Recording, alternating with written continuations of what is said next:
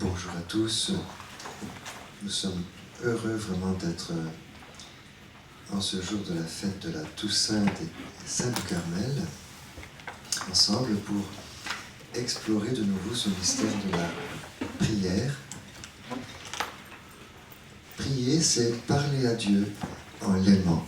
Je me rappelle quand Noël Leduc citait cette parole de Jean-Paul II, toute simple, cette définition toute simple de la prière, parler à Dieu en l'aimant. Et nous allons essayer de voir la richesse de cette expression avec ce dossier que vous avez maintenant tous entre les mains. Peut-être que les uns ou les autres ont commencé à le regarder. Nous allons regarder attentivement le premier grand texte du Père Marie-Eugène ce matin. Il est essentiel quand on veut réfléchir à la prière de découvrir le mystère de la proportion. Je vous donne une analogie tirée du mystère de l'incarnation. C'est une analogie par rapport au sacrement. Mais ensuite, nous utilisons cette analogie pour découvrir l'équipement surnaturel que nous avons et qui nous proportionne à Dieu. Simplement, en quelques mots, vous avez le mystère du Verbe incarné. Une réalité purement, infiniment spirituelle et une réalité matérielle, la nature humaine de Jésus. Et puis vous avez l'être humain, fait de corps et d'âme.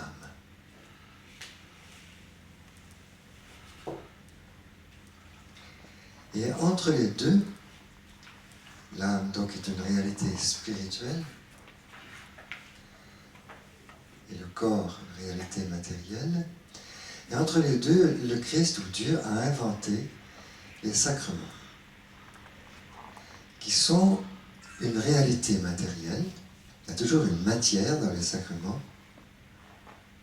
que ce soit l'eau, l'huile, le pain, mais accompagnée d'une parole. Toujours. Il y a toujours une parole dans le sacrement, il y a toujours une matière. Et vous voyez, ici, il y a une proportion entre le Verbe de Dieu, l'âme humaine, et la parole du sacrement, qui est crue par l'âme humaine, et le corps humain qui est touché par la matière. Le Verbe incarné se prolonge dans les sacrements. Mystère des sacrements. Eh bien, c'est cette proportion mystérieuse, merveilleuse, que Dieu a voulu pour nous et qui est la base de l'alliance. S'il n'y avait pas de proportion entre nous et Dieu, eh bien, nous en serions à rêver à l'union avec Dieu. Ce rêve dont parle Paul dans son discours aux Athéniens, par exemple, dans les Actes des Apôtres. Assurément, vous, Athéniens, vous êtes les plus religieux de tous les hommes. Vous avez même consacré, vous avez même fait un monument au Dieu inconnu. Eh bien, ce Dieu inconnu, moi, je viens vous l'annoncer. Les hommes sont à la recherche de l'union divine. Mais c'est un rêve. Ce n'est pas un rêve vain. C'est un rêve que Dieu a inscrit dans la nature humaine, dans le cœur de l'homme, dans le désir. Comme dit saint Augustin, tu nous as fait pour toi, Seigneur. Et notre cœur est inquiet jusqu'à ce qu'il repose en toi. Mais il ne peut reposer en Dieu, il ne peut assouvir ce désir que Dieu inscrit dans l'âme que s'il est proportionné à Dieu. Et c'est cet équipement que nous allons voir, qui nous proportionne à Dieu. C'est fantastique quand on y pense. Tous les hommes, toutes les femmes qui sont autour de nous rêvent de l'union divine, même s'ils se comportent comme des pécheurs et de très grands pécheurs. Ce qu'il y a de plus profond dans l'être humain est inaliénable. C'est Dieu qui l'y a mis. C'est dans l'image de Dieu que nous sommes. Et c'est ce désir de l'union avec Dieu. Donc ce désir d'union, de communion, retenez ce mot de communion, évidemment en grec c'est la koinonia, et Saint Pierre va l'utiliser dans sa deuxième lettre. Ce mot 2 Pierre 1,4, nous allons le trouver tout à l'heure dans le texte du Père Marie-Eugène, ce texte de Saint Pierre. Ce désir de communion resterait inassouvi si Dieu n'avait pas pris les devants pour venir nous équiper. Voilà. Donc il y a un équipement surnaturel qui va être ajouté à mes ressources naturelles. Nous allons voir ça par le détail. Et cet équipement, c'est la grâce. C'est ce qu'on appelle la grâce. Je le mets en rouge parce qu'il complète, vous voyez. Et il complète merveilleusement, au-delà de tout ce que nous pouvons imaginer. Cet équipement de la grâce va nous permettre de nous unir à Dieu. Et c'est cela qui va nous occuper pendant 3 jours. Et quand on commence à lire le texte du Père Marie-Jeanne, dans « Je veux voir Dieu », c'est un extrait de « Je veux voir Dieu », que vous avez sous les yeux, le premier texte.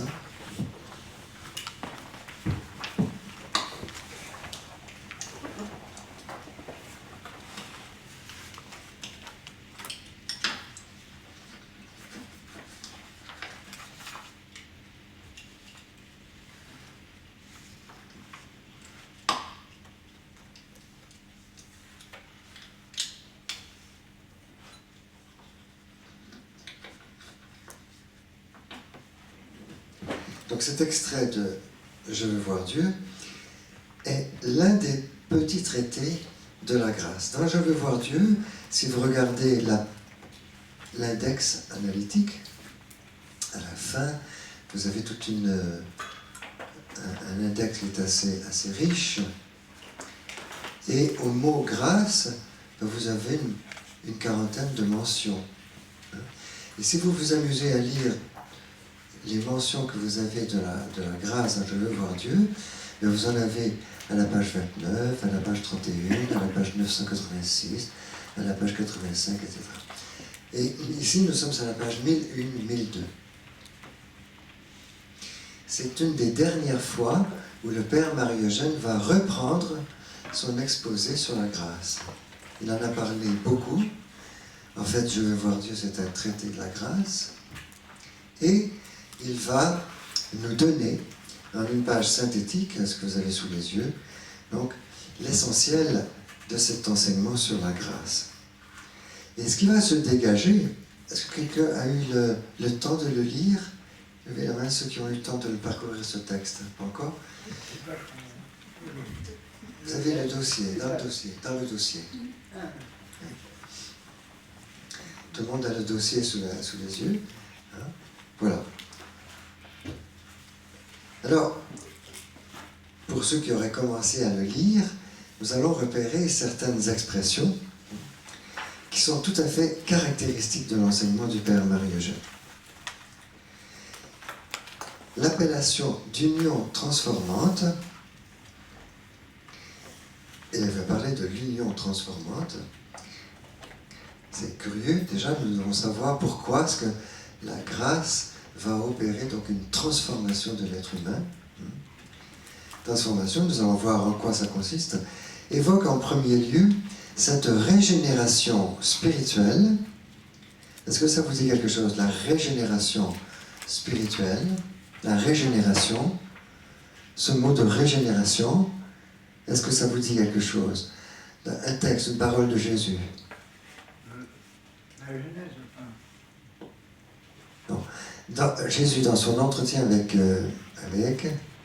Nicodème, dit à Nicodème, qu'est-ce qu'il dit? Voilà, il faut renaître. Hein. Nul ne peut entrer dans le royaume des cieux s'il ne renaît d'en haut. Et c'est un texte fondamental pour la théologie du baptême dans l'Église catholique.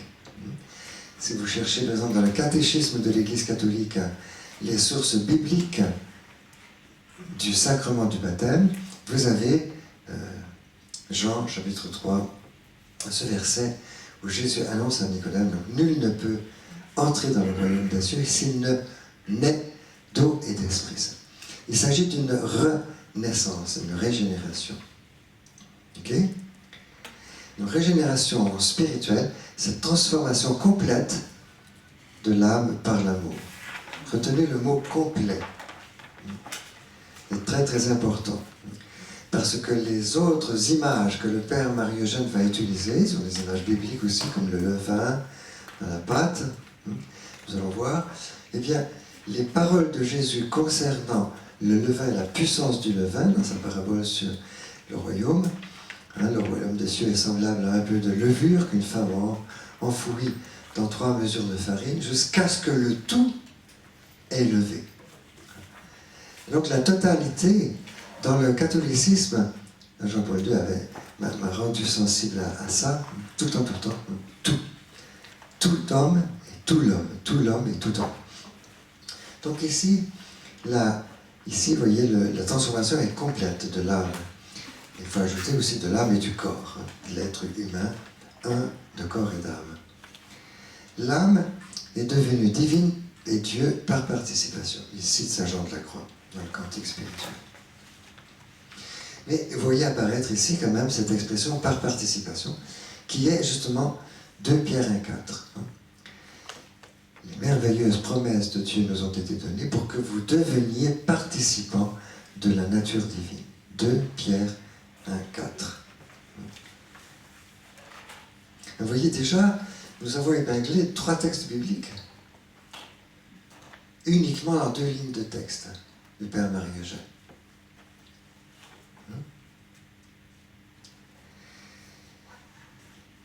Son union avec Dieu, donc il s'agit de l'union avec Dieu, est telle qu'ils sont devenus 2 natures dans un même esprit et amour de Dieu. Est-ce que ça vous dit quelque chose, ça? Qu'ils sont devenus un seul esprit.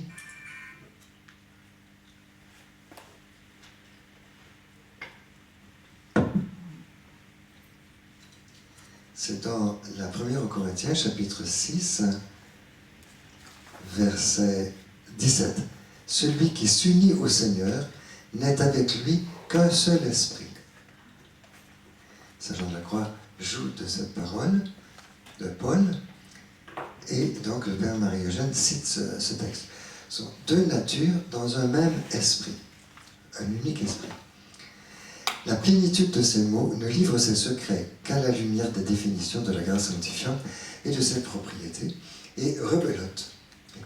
Le maître va faire comme fait saint Thomas d'Aquin, c'est-à-dire que saint Thomas a répété constamment, et donc nous avons droit à la dernière reprise de la théologie de la grâce du Père Marie-Eugène, un chef-d'œuvre. Cette page 1001-1002 est un chef-d'œuvre. Vous allez voir un petit peu pourquoi.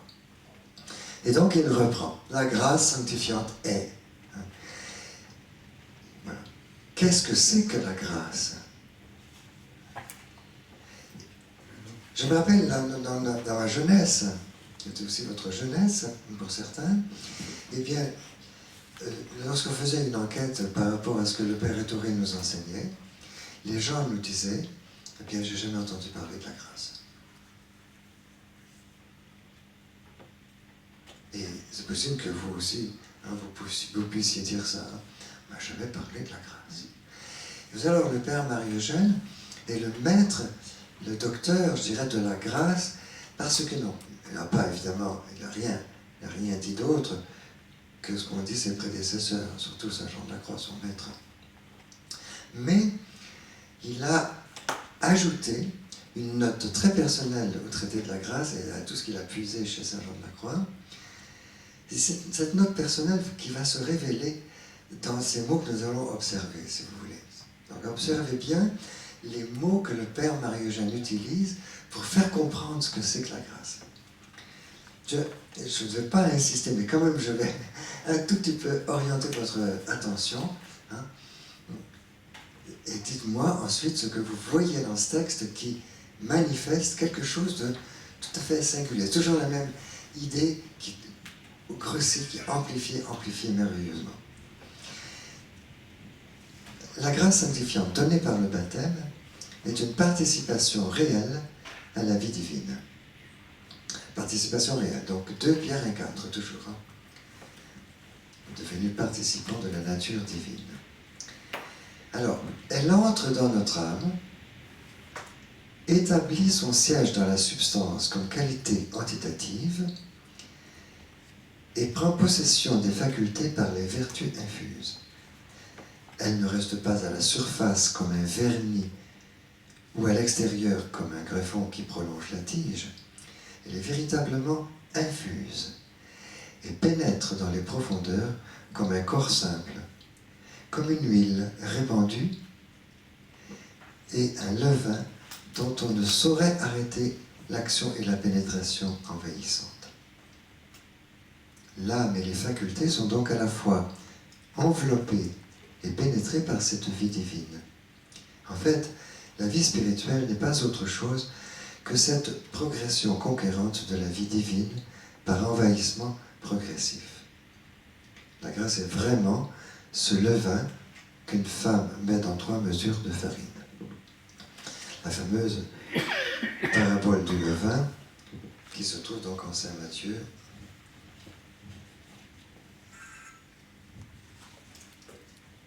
au chapitre 13.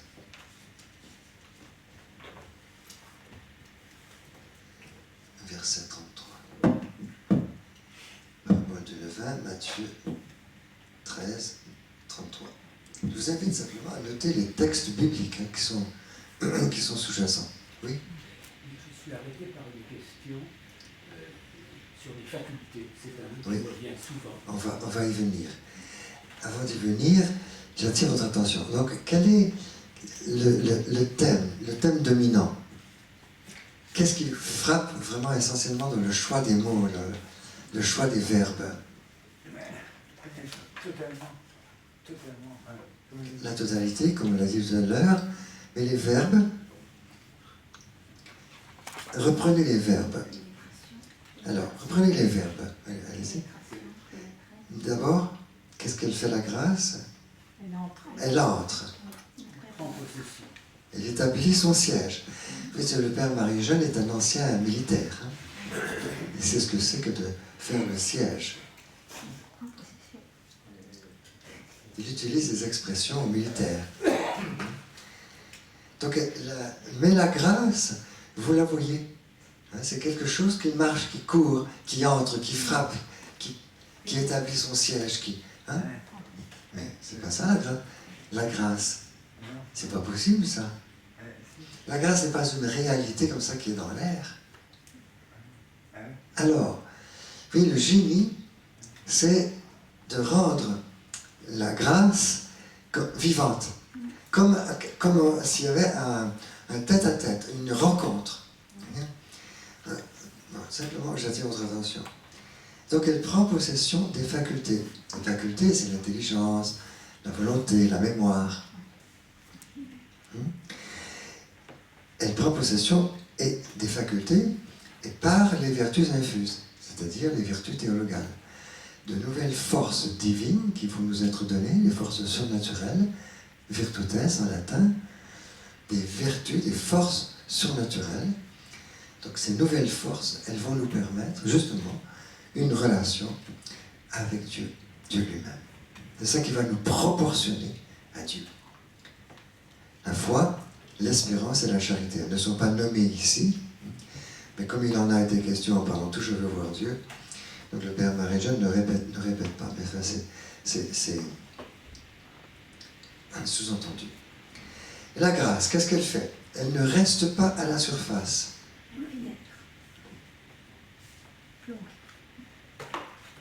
Elle est véritablement infuse. Qu'est-ce que ça veut dire infuse? Non. Infuse. Quand vous faites une infusion, qu'est-ce que vous faites?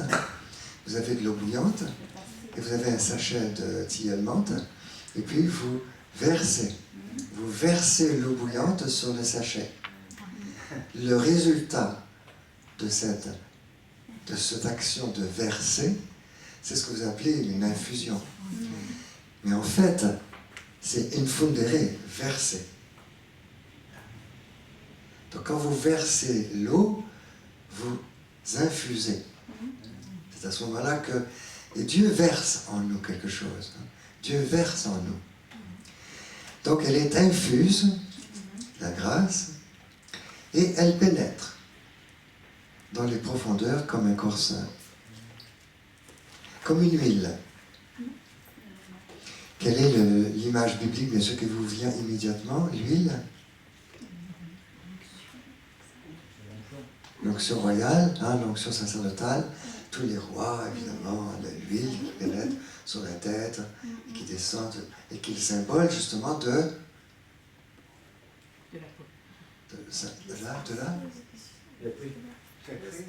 Oui, mais c'est quoi le symbole? C'est un symbole, simplement. C'est le symbole de quoi, l'huile? Qui pénètre. Oui, qui pénètre. C'est la puissance de Dieu. C'est le symbole de la puissance de Dieu qui entre dans un homme par sa tête. Parce que la tête, c'est le symbole de la puissance de l'homme aussi. Mais c'est la puissance de l'homme qui est dominée par la puissance de Dieu. C'est ça l'onction. L'huile. Une huile répandue. Et un levain dont on ne saurait arrêter l'action et la pénétration envahissante. Et là, si le père Marie-Jeanne n'était pas un homme qui écrit bien le français, on lui dirait, mais enfin, c'est, comment on appelle ça en rhétorique, cette répétition-là? La redondance. C'est un texte c'est typique du père Marie-Jeanne, c'est un des textes les plus redondants. Parce que vous avez toujours la même expression. Regardez, elle pénètre, on ne saurait arrêter son action et sa pénétration envahissante. Et puis, vous voyez, les facultés, elles sont enveloppées et pénétrées. Et la vie spirituelle n'est pas autre chose que cette progression en conquérante, par envahissement progressif. Vous voyez la redondance. C'est typique d'un texte qui ne passerait pas à l'Académie française, ça c'est certain. Mais pourquoi est-ce que nous l'adoptons? Pourquoi est-ce que nous adoptons ce texte et que nous lisons, nous l'étudions? Parce que justement, dans ces mots-là, le père Marie-Jeanne veut traduire quelque chose de vivant. Et la grâce, c'est dynamique. L'aventure de notre baptême est essentiellement une aventure dynamique. La grâce n'est pas quelque chose qu'on laisse dans un coin, qu'on oublie, qui est dans le registre, à une date et à une heure. La grâce vous poursuit, mais la grâce, elle est là, elle pénètre, elle va faire son siège, elle va investir votre âme, elle va vous pénétrer, elle va vous transformer. Elle est vivante, la grâce. Mon père, j'ai une question à vous poser. La grâce pénètre, mais pas par infraction. Voilà. Elle ne pénètre pas par infraction, ça c'est certain aussi. Par infraction. Par infraction, mais elle pénètre. Qu'est-ce qui est dit ici? Au fond, c'est pas tellement le problème du consentement de l'homme, parce que le consentement de l'homme est supposé, parce que quand vous demandez le baptême, vous consentez. Bon. Mais qu'est-ce qui est souligné ici? Dont on ne saurait arrêter l'action et la pénétration envahissante. C'est fou. Ça veut dire quoi ça? Vous avez un grand-fils et qui ne pratique plus, qui a été baptisé, mais qui a oublié son baptême, etc. On ne saurait arrêter l'action de la grâce. Voyez-vous? Et on change de registre. où on n'est plus vraiment dans un registre humain. On est en présence de la puissance de Dieu. Et la puissance de Dieu qui a mis sa main, qui a mis son huile, qui a mis son onction sur cette âme. Et qui pénètre jour et nuit. Mais on ne sait comment, comme dit Jésus. On ne sait comment. Donc, retenons ici ces textes qui nous disent quelque chose. Et non, vous voyez, la grâce n'est pas quelque chose d'étranger à nous. Alors, si on utilise tous ces textes-là, c'est pour nous montrer que finalement, c'est Dieu qui est ici représenté. La grâce établit son siège, veut pénétrer, veut transformer, veut se développer. C'est Dieu lui-même qui diffuse. Alors comment s'en sortir? Eh bien, nous allons entrer dans l'intelligibilité de ce mystère de la grâce. On a 3 jours pour faire ça. On va prendre son temps. Mais il y a plusieurs analogies que l'Église a adoptées pour nous aider à comprendre ce que c'est que la grâce baptismale. Ça veut dire que c'est nous allons profiter de ces journées pour actualiser vraiment notre connaissance de notre richesse baptismale.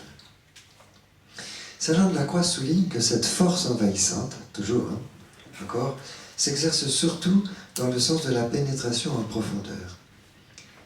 Vous voyez, je ne sais pas si le Père Marie-Jeanne se rend compte vraiment de la redondance de son texte. Il est infatigablement, je dirais, volontaire pour exprimer cette dimension dynamique.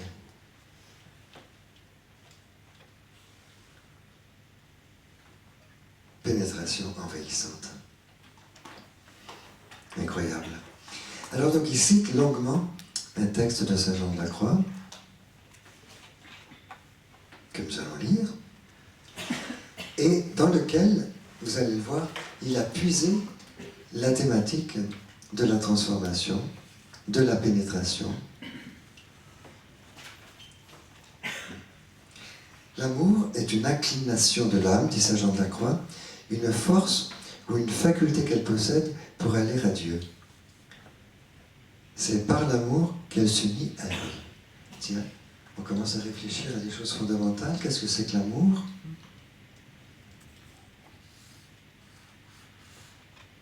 Qu'est-ce que c'est que l'amour ?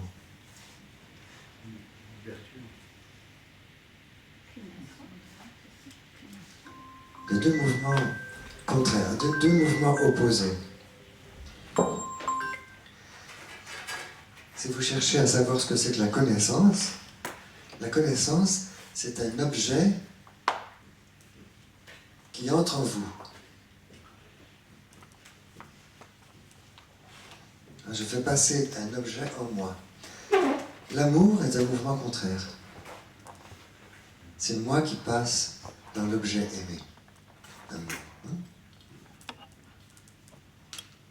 2 mouvements opposés, complémentaires. Donc quand j'aime, c'est pour ça qu'on parle d'un amour extatique.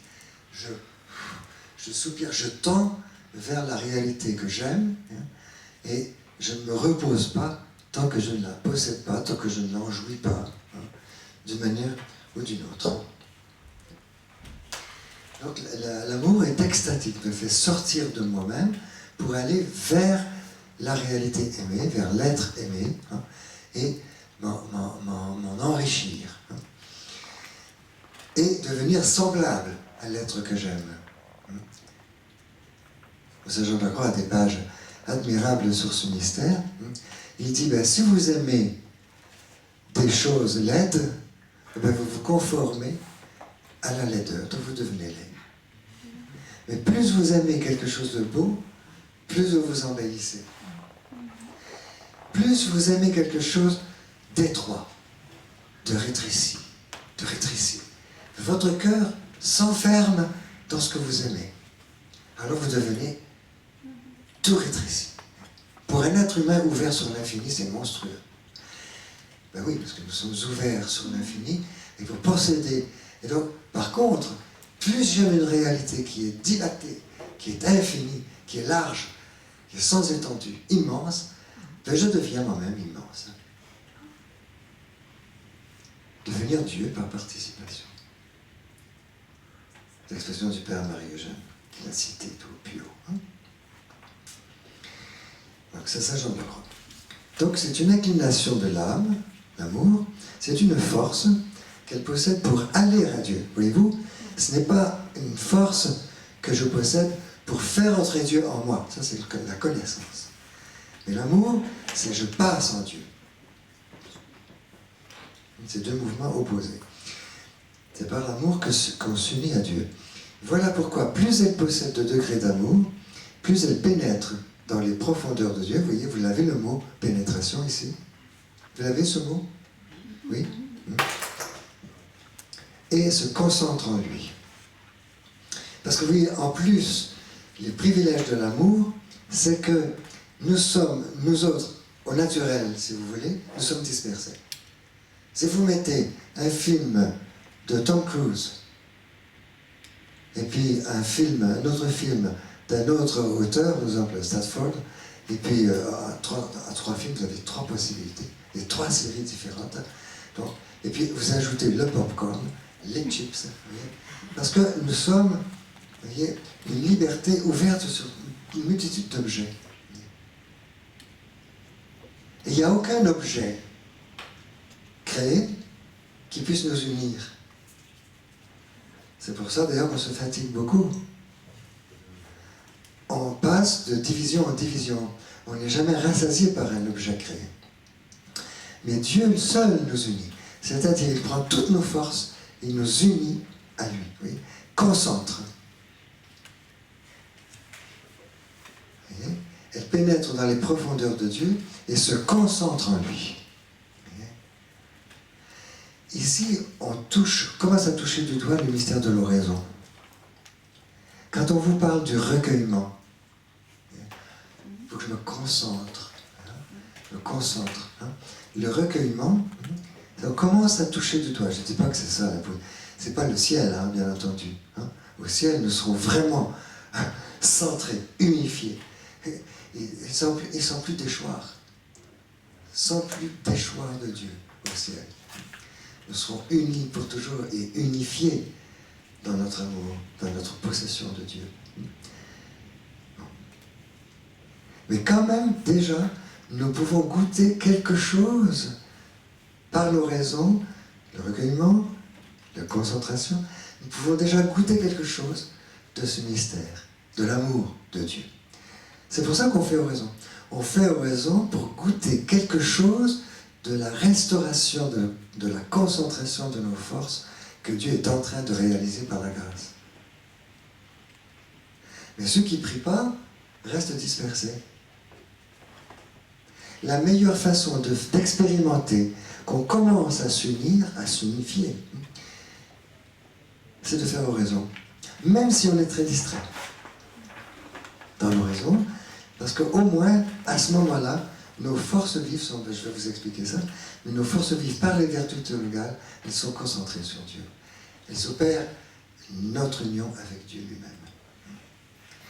Ainsi, pour que l'âme soit dans son centre qui est Dieu, voilà, très fort, il suffit, d'après ce que nous avons dit, qu'elle ait un degré d'amour, car un seul suffit pour qu'elle lui soit unie par la grâce. Et si elle en possède deux, elle s'unira à lui et s'enfoncera davantage en lui en pénétrant dans un autre centre plus intérieur. Vous voyez, là aussi, le thème de la pénétration chez Saint Jean de la Croix. C'est ici que le Père Marie-Eugène a pris son thème. Quand enfin elle arrivera au dernier degré, elle sera blessée jusqu'au plus intime d'elle-même par l'amour de Dieu. Évidemment, entendons blessée dans un sens poétique, symbolique. Je serai extasié. Je serai extasié par l'amour de Dieu, qui prendra tout, prendra toutes mes forces, jusqu'au plus intime d'elle-même par l'amour de Dieu. Et c'est alors qu'elle sera transformée. Vous voyez l'union transformante, c'est ici sur la base du thème, et illuminée aussi complètement qu'elle en est capable dans son être. Alors c'est ici, moi, que je donne l'exemple du diamant de maman. Je me rappelle toujours, maman, qu'elle avait un beau diamant. Et de temps en temps, le soleil frappait dans ce diamant. Et on était éblouis à une seconde, évidemment, parce que le soleil ne frappait pas pendant 10 minutes dans un diamant. C'était un mouvement comme ça. C'était frappant. Il était très beau, le diamant, à ce moment-là. Il brillait de toutes ses forces. Et c'est ça la grâce. Quand la grâce prend possession de nous dans notre âme, nous brillons de toute la beauté de Dieu. De toute la beauté que Dieu a enclose en nous. Ce n'est pas simplement de la beauté de Dieu, c'est notre beauté. Sous le rayonnement du soleil de Dieu. Et ça, l'alliance. Ça, le mystère de l'alliance. Jamais Dieu tout seul, jamais l'homme tout seul.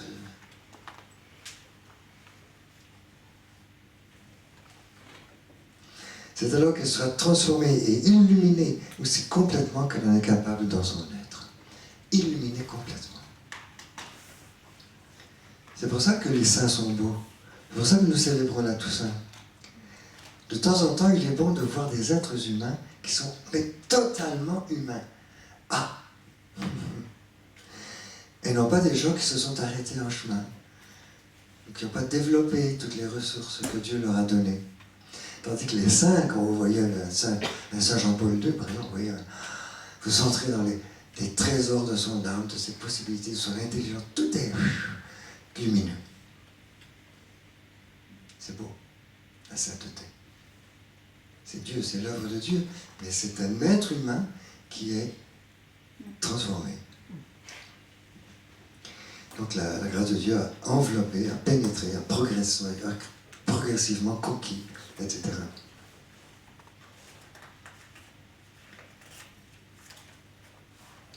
Et c'est alors que, justement, cette puissance est par ses vertus, de telle sorte qu'elle est semblable à Dieu.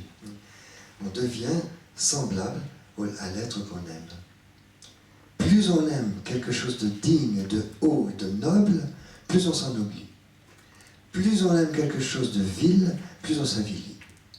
C'est le mystère de l'amour. C'est terrible, hein? Nous pouvons aller dans les deux sens. Et lorsque nous obéissons à la motion, à l'attrait, parce que c'est un attrait la beauté de Dieu.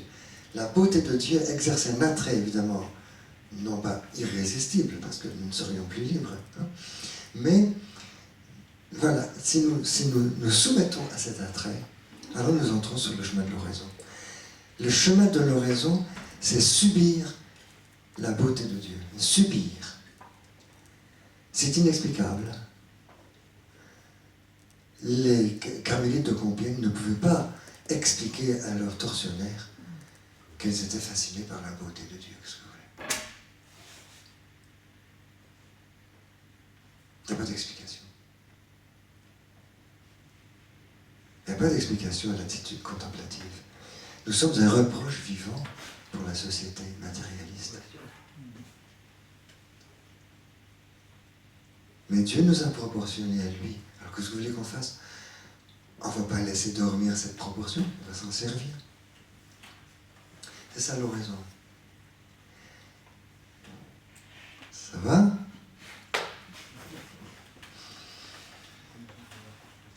C'est là que se produit. Alors voyez, ensuite il donne l'exemple du cristal.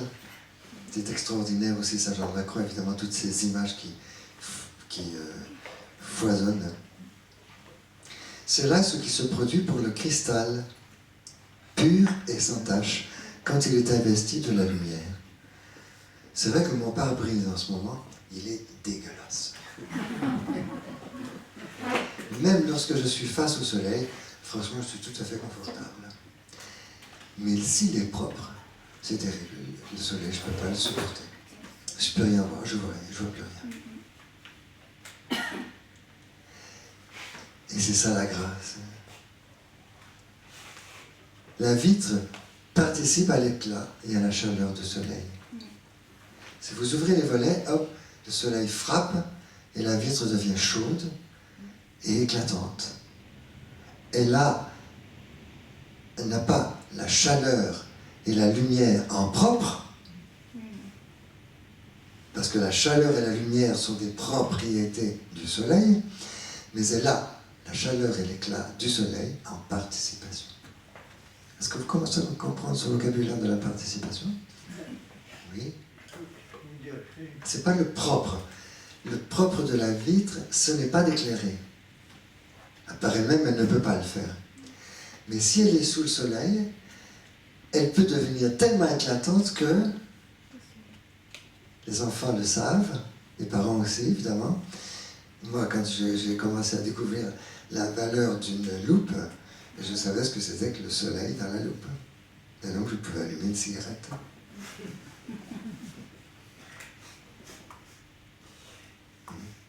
Avec une loupe. Et là, aussi avec des tessons de bouteilles perdus dans la forêt. Et là, ça. Donc, il faut faire très très attention aux tessons de bouteilles. Mais c'est pour vous dire que la vitre, si elle devient participante au soleil, eh bien, elle donne le soleil. Et la vitre par rapport à la personne qui regarde à travers la vitre, qu'est-ce qu'est la vitre? C'est pas la personne. Je parle de votre âme. Ah, d'accord. Ah oui, c'est l'âme. Ah oui, c'est l'âme. Et toi, tu aussi peux aller dedans, désolé parce que... Votre âme est dans la situation, si vous voulez, analogiquement de la vitre qui est là. Semblable. Une situation semblable. Participation. C'est là ce qui se produit pour le cristal pur et sans tache. Plus il reçoit de lumière, et plus il la concentre en lui-même. Voilà, la vitre, la loupe. Il arrive même à recevoir une telle abondance de lumière qu'il semble transformé tout entier en lumière. J'ai rien inventé. On ne le distingue plus du soleil. Tout ce qu'il a pu en recevoir est étincelant. Il lui est devenu semblable. Et c'est là que l'être humain resplendit autant qu'il le peut. Autant qu'il le peut. Au ciel, nous grandirons de plus en plus, parce qu'il y a une croissance aussi dans le ciel, nous grandirons de plus en plus dans une capacité à donner, à resplendir de ce soleil divin dont nous aurons été remplis. C'est l'heure, maintenant il faut s'arrêter, non? Vous me dites? Encore 5 minutes? Quelques minutes? Un quart d'heure. Utilisant la même comparaison de la montée du Carmel, Saint Jean de la Croix a complété la description. Sans doute la vitre, tout en ressemblant au rayon, conserve toujours sa propre nature. Ben oui, la vitre est distincte du soleil. Mais c'est par participation qu'elle a l'éclat et la chaleur du soleil. Cependant, nous pouvons dire qu'elle est rayon ou lumière par participation. Ces comparaisons montrent comment la grâce, et alors le Père Marie-Jeanne, renchérit.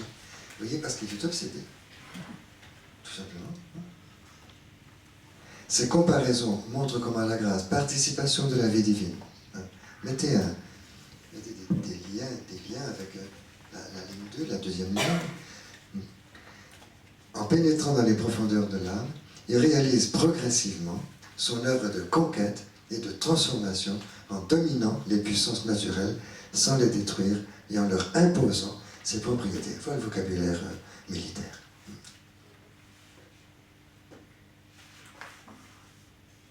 Et sans briser notre liberté, mais quand même c'est fort. C'est-à-dire que ce sont des termes qui sont à la limite. À la limite. C'est permis en poésie, en théologie aussi. C'est permis. Donc des textes très, très rigoureusement solides, vrais, mais pour développer en nous cette conviction que c'est vivant la grâce. Qu'est-ce que j'en fais? Est-ce que je fais attention à ce mystère? Est-ce que ça devient vraiment la grande réalité de ma vie chrétienne? Elle ne transforme que pour unir davantage à Dieu. Union et transformation vont de pair. Telle est la propriété essentielle de l'amour. Bien sûr, c'est du pur saint Thomas. Et déjà Aristote. Aristote avait déjà perçu que l'amour réalise une certaine transformation, une certaine assimilation. Comme je vous disais, Qu'est-ce que vous voulez? Les jeunes, ben, ils n'ont pas l'âge encore de la maturité. Et donc, ben, ils passent tout entier dans leurs jeux vidéo. Ils se réduisent à des jeux vidéo, qu'est-ce que vous voulez? Ils se réduisent à ce qu'ils aiment. Sans s'en rendre compte. Mais si vous leur mettez une réalité très très belle, de plus en plus belle, on a des jeunes gens ici qui viennent découvrir le silence, qui viennent découvrir la beauté des icônes, etc. La beauté de l'abbaye, le chant liturgique. Je me rappelle, moi, la première fois que je suis allé à Saint-Benoît-du-Lac, ce chant bénédictin, la beauté. Si vous mettez quelque chose de très très beau, plus c'est beau, plus c'est sacré. Hein. Vous voyez, par exemple, l'Agnus Dei de la Missa Solemnis. Tout le monde connaît la Missa Solemnis de Beethoven, non? Une petite invitation. Mais l'Agnus Dei de la Missa Solemnis. Pas les dernières partitions de Beethoven, mais quasiment. C'est les chefs d'orchestre qui dirigent la Missa Solemnis. Je pense à Bernstein ou à d'autres. À la fin de la dernière note, pas un seul applaudissement. Tout le monde est sidéré par la beauté. Donc la beauté de Dieu qui se donne aussi dans les choses créées, artistiques, évidemment quand elles sont belles. Eh bien, c'est ça qui nous achemine vers une beauté invisible. L'oraison. L'oraison, c'est la mise en présence de la beauté infinie invisible. Et en attendant, pour y aller, eh bien, il vaut mieux avoir sur son chemin des beautés, des vraies beautés, des vrais beaux exemples de beauté. On amène les gens à Vézelay, les jeunes, hein, les jeunes scouts, les routiers, tout ça, à Vézelay. Ah, qu'est-ce que tu allais faire à Vézelay? Ben, je suis allé me cailler. Non, tu allais voir une belle église du XIIIe siècle. Mets tes pas dans les pas de millions de pèlerins. Voilà, ça c'est beau. C'est beau.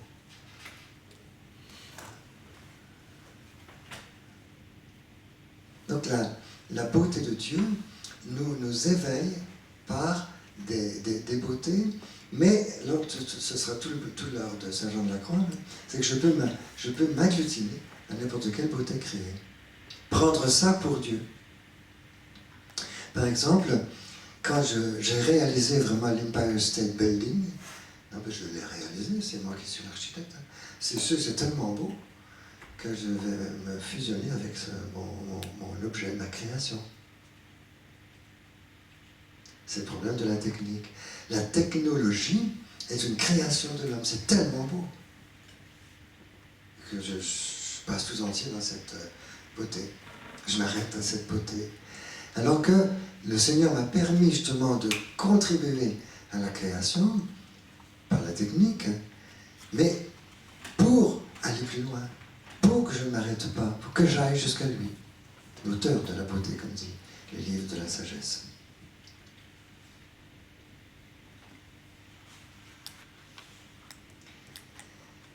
Voilà, la suite du texte du Père Marie-Eugène répète ce que nous avons dit déjà. Prenez la dernière ligne simplement. La comparaison chère à Saint Jean de la Croix du bois. Donc nous prenons les images du levain, de la lumière, du cristal. Nous avons le texte de Saint Pierre, nous avons la régénération du dialogue de Jésus avec Nicodème. Nous avons donc le levain de Matthieu 13. Nous avons les profondeurs de Dieu, je ne vous ai pas dit. Hein, et pénétrer dans les profondeurs de Dieu, c'est la première aux Corinthiens. Si vous lisez la première aux Corinthiens, chapitre 2, vous trouverez cette expression, les profondeurs de Dieu. Voilà, et puis maintenant, nous avons l'image du bois. Dans nos maisons, par exemple, en plein hiver, on apprécie évidemment de pouvoir mettre une bûche dans la cheminée. Mais c'est fascinant. Il faut regarder comment se comporte le bois, le feu. avez-vous déjà essayé d'allumer un feu avec du bois mouillé? Mais les scouts sont professionnels, maintenant ils sont capables. Mais c'est pour dire qu'il y a certaines conditions. Il y a certaines conditions, vraiment, avec un tout petit peu de truc sec, un tout petit peu. Hein. Vous pouvez allumer du bois mouillé. Il y a certaines conditions très très précises. Hein. Bon, eh bien le bois, sous l'action du feu, qu'est-ce qu'il devient? Petit à petit, il crache, hein, il crache son humidité, ses scories, c'est des insectes qui sont là entre l'écorce et le bois. On l'entend travailler, chanter. Mais il le transforme en lui-même. Union transformante. Et pour vous rassurer, je termine là-dessus, l'analogie de la vitre sous le soleil, vous pouvez imaginer par exemple que la vitre soit de plus en plus pénétrée du soleil, ok, mais jusqu'à un certain point. Quand est-ce que la vitre ne peut plus être pénétrée par le soleil?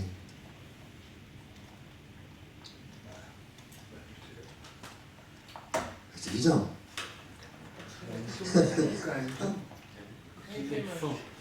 Non. Mais si vous mettez revenir, utilisez l'exemple du bois, du feu qui me fait penser. Hein. Vous voyez, vous laissez le soleil, vous laissez la vitre dans le feu, tout ça. Au bout d'un certain temps, elle ne peut plus participer au feu. Pourquoi? Elle fond, elle est détruite. Est-ce que notre âme peut être détruite par participation à Dieu? Non. C'est fantastique de penser ça. Vous voyez? Et c'est à la limite de l'analogie. Nous avons utilisé une analogie, mais l'analogie est toujours limitée. Mais ici, nous touchons du doigt la limite de l'analogie. C'est-à-dire que nous pouvons, telle une vitre, recevoir l'éclat et la lumière et la chaleur du soleil divin, de Dieu lui-même, les propriétés de Dieu, ce que Dieu a en propre, sa sagesse, sa force, sa puissance, son amour, sa miséricorde, enfin, toutes les richesses du mystère de Dieu qui nous sont données par participation, et nous pouvons participer indéfiniment à Dieu, sans être détruits.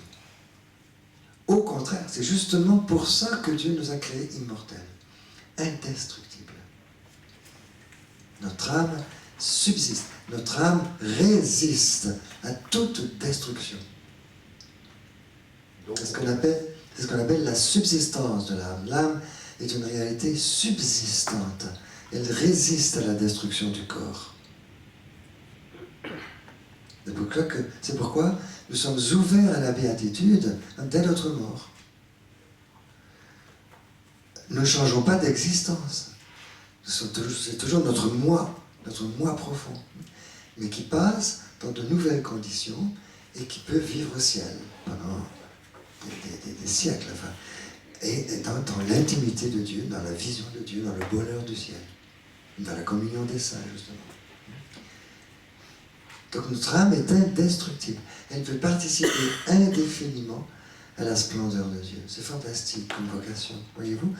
Et c'est ça que les païens rêvent. Et c'est ça que nous connaissons. Les païens le rêvent, ils ne le connaissent pas. Et nous le connaissons, mais qu'est-ce que nous en faisons? C'est la question. On peut connaître que ça fait un dictionnaire, mais que c'est un dictionnaire.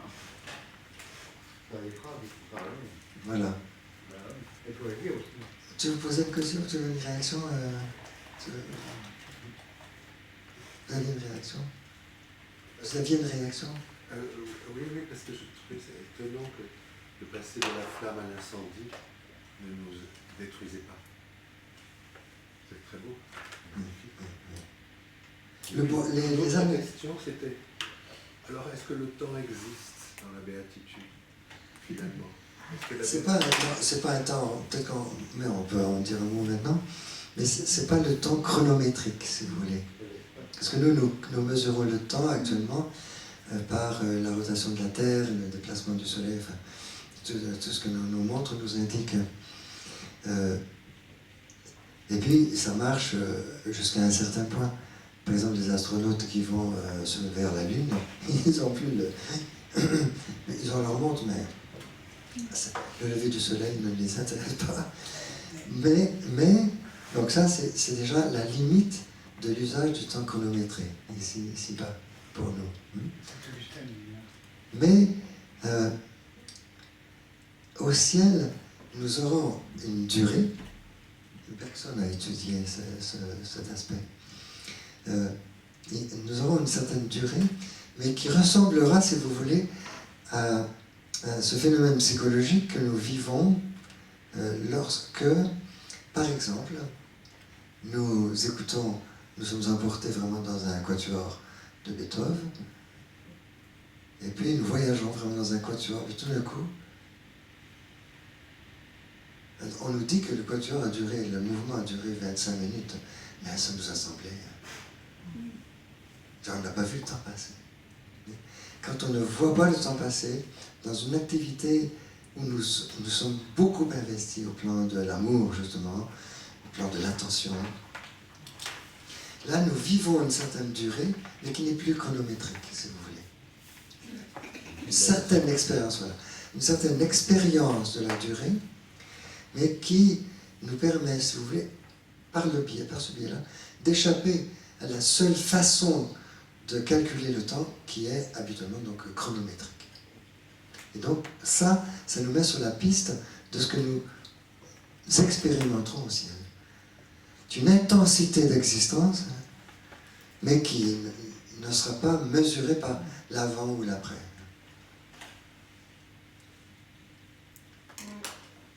Oui ? Moi j'ai deux questions. D'abord, les jeunes quand ils sont sur leurs jeux vidéo, justement, sont complètement suspendus, hors du temps. C'est la même expérience que ce que vous décrivez. Et la deuxième question, qu'en est-il des non-baptisés qui ne peuvent pas jouir de la grâce baptismale? Bon, la première question, c'est relatif. C'est-à-dire que ce que nous disons par rapport à l'expérience très forte d'une durée, mais qui n'est pas chronométrée, ça je ne crois pas que ce soit l'expérience des jeunes. Parce que être distrait, si vous voulez, être distrait, être très investi dans une activité, même créatrice, mais qui me demande peu de temps, ce n'est pas une activité nécessairement contemplative. L'activité contemplative, c'est un repos. Tandis que là, ces jeunes, ils travaillent beaucoup. Ils travaillent beaucoup. Donc, ce n'est pas des gens qui sont de vie dans le repos. Donc là, l'analogie est très très lointaine, si vous voulez. Je suis d'accord avec. Le deuxième point, ça va? Ça va? Ça s'apparenterait plus à perdre son. Ça, c'est le père de famille peut-être qui juge. Attends, excuse-moi. Je réponds, oui, c'est ça. Mais oui, on peut tuer le temps aussi, là, par un usage. Et la deuxième question, c'est, tout à l'heure on est en plein dans le sujet, évidemment si Dieu nous a donné un tel trésor pour nous proportionner à lui, pour nous aider à entrer en communion avec lui, pour nous unir, pour nous transformer, pour nous diviniser, pour nous faire rendre participants de sa vie, de sa clarté, de sa sagesse, eh bien, nous le savons. Nous savons ce que Dieu nous a donné comme baptisés. Mais nous ne savons pas ce que Dieu donne aux non-baptisés. Il peut conduire... Qui me parlait hier? Ah, nous avons commencé à lire un ouvrage de John Wu, un Chinois, qui a fait de très beaux livres, un converti chinois, et qui nous dit, dans son enfance, que son père avait de telles valeurs, il décrit ça d'une façon merveilleuse, que son père avait de tels soucis vraiment d'aider les personnes avec lesquelles son métier le mettait en contact, qu'il disait, voilà, le Seigneur a dû l'accueillir comme au ciel, comme quelqu'un qui a donné à boire à Jésus lorsqu'il avait soif, qu'il a visité lorsqu'il était en prison, etc. Ben oui. Parce que justement, nous ne savons pas comment Dieu mène les consciences. Dieu est toujours à l'œuvre en nous. Il peut nous faire faire des actes de pure charité, avec son amour, avec l'impulsion de sa grâce. Mais nous ne le voyons pas. Nous pensons le plus souvent que être chrétien, c'est avoir été baptisé, c'est aller à la messe tous les dimanches, etc. Alors même chose, si vous voulez, même chose pour tous les baptisés que vous connaissez. Ils sont plus ou moins pratiquants, plus ou moins conscients, etc. Bon, mais so what? Et donc nous entrons vraiment dans une autre mesure, parce que nous accueillons cette question et la réponse. Nous ne pouvons pas... Par contre, nous avons une responsabilité, ça c'est certain. Nous avons une responsabilité par rapport à ce que tous les pères de l'Église, tous les pères du désert, tous les moines, tous les saints, tous les docteurs nous enseignent sur la grâce, justement. Nous avons une responsabilité par rapport à ça. Je pense toujours à cette expérience, je vous ai dit que je suis passionné de Jean-Paul II. Bon voilà, quelqu'un qui n'a jamais lu Jean-Paul II, aucune responsabilité, c'est Jean-Paul II. Il ne faut pas lui reprocher, on ne peut pas. Mais moi, j'ai beaucoup lu. Moi, j'ai une responsabilité. Voyez-vous, je dois transmettre, je dois faire connaître. Donc c'est la même chose, hein, par rapport à ce mystère de la grâce, hein, pas celui qui a fréquenté Saint-Jean de la Croix, qui connaît toutes ses beautés, je veux voir Dieu, qui lit, qui potasse, qui vit l'esprit du Carmel, tout ça, hein, ben, il a une responsabilité. Il a une responsabilité vis-à-vis de ce trésor.